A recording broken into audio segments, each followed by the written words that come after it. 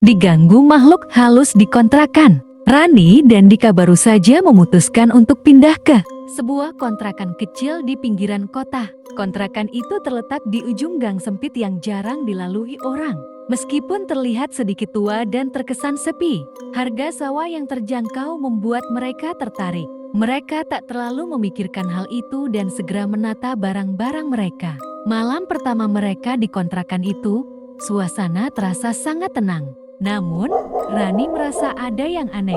Suara-suara yang datang dari luar kontrakan, seperti langkah kaki berat, terdengar jelas meskipun tak ada seorang pun di luar. Dika hanya menganggapnya angin lalu dan berkata itu mungkin suara binatang. Hari-hari berlalu, dan perasaan aneh itu semakin terasa. Rani sering merasa seperti ada yang mengawasi, bahkan ketika dia sedang sendirian di dalam rumah. Suatu malam, saat Dika sedang keluar membeli makan, Rani mendengar suara ketukan pintu. Awalnya dia mengira itu Dika, namun saat membuka pintu, tidak ada siapa-siapa di luar. Rani mulai merasa tertekan dan memutuskan untuk mencari tahu tentang sejarah kontrakan itu. Ternyata, beberapa penghuni sebelumnya pernah mengalami hal yang sama. Suara ketukan pintu, langkah kaki yang tak terlihat, dan bahkan penampakan bayangan gelap di jendela.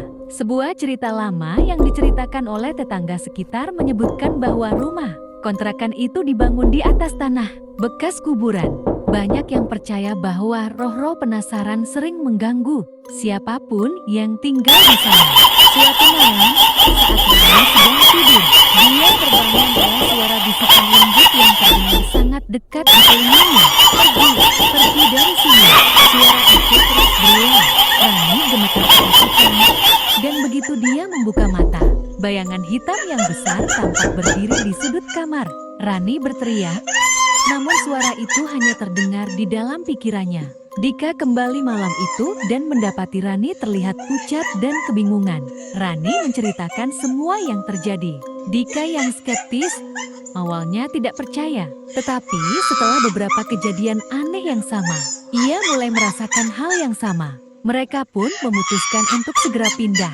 Tetapi makhluk halus itu sepertinya tidak ingin mereka pergi begitu saja. Pada malam terakhir mereka, saat semua barang hampir dibawa, Rani dan Dika mendengar suara teriakan keras dari dalam kontrakan.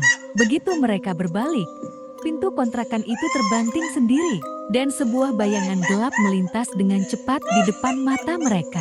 Dengan rasa takut yang luar biasa, mereka akhirnya keluar dan berlari menjauh dari kontrakan itu tanpa menoleh lagi.